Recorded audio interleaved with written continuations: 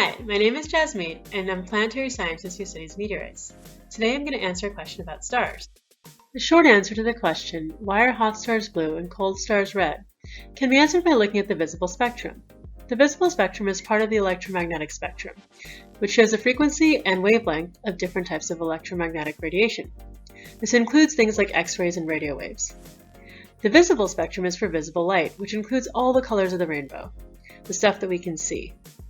The frequency, which describes how close together the waves are to each other, is related to energy. Higher frequency waves have higher energy. For both spectrums, frequency and energy increase from right to left. In the visible spectrum, this means that red light has the lowest frequency and the lowest energy, while blue light has the highest frequency and the highest energy. At higher energies, there is also more thermal energy or heat. This is why the hotter stars are blue, while cooler stars are red. There are also stars in between, like our own sun, which is yellow. To investigate stars a little more, let's look at the Hertzsprung-Russell diagram, commonly known as the HR diagram. It shows the relationship between the luminosity and surface temperature of a star. On the vertical axis is luminosity, which is how bright a star is. Here, star luminosity is relative to the sun, which means the sun is 1. It's circled in green. Stars above the sun are brighter than it, while stars below the sun are dimmer. On the horizontal axis is surface temperature of a star, with cooler stars on the right and hotter stars on the left.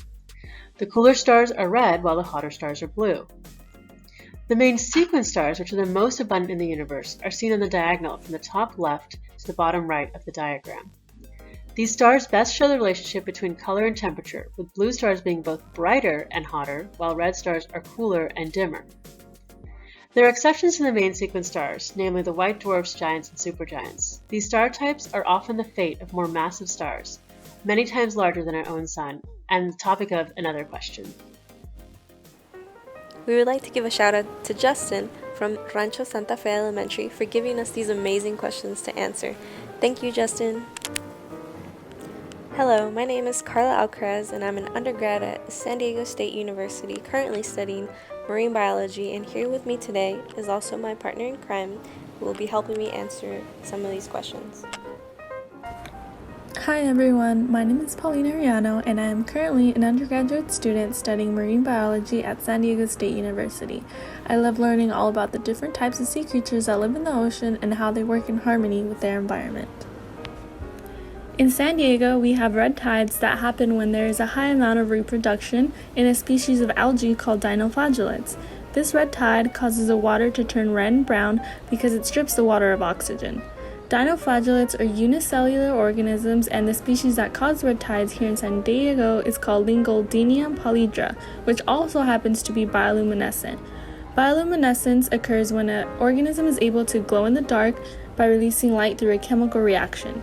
You might have seen this in person or in the news as pictures or videos of bright blue waves at your local beach. During the day, the water appears reddish-brown, and at night, the blue waves appear. You could technically make a light using the red tide with a vortex, but it wouldn't last very long because dinoflagellates do not live long. Their lifespan is about 1 to 3 months, and dinoflagellates will no longer produce light if they use up all their luciferin, which is the compound that helps them produce light in the first place, but they can recharge the following day by using sunlight. It is important to know that not all red tides are bioluminescent. The species found in San Diego are one particular species that is able to produce the blue tides you see at night. A red tide would not be considered a form of piezoelectricity because the bioluminescence produced by these dinoflagellates is formed by a chain of chemical reactions, while piezoelectricity is by definition an electrical charge that accumulates in certain solid materials, such as crystals, in response to an applied mechanical stress. In other words, you can squeeze certain crystals and you can make electricity flow through them. We hope we were able to answer your questions. Thank you all for listening. If you didn't catch the blue tides this year, there's always next year.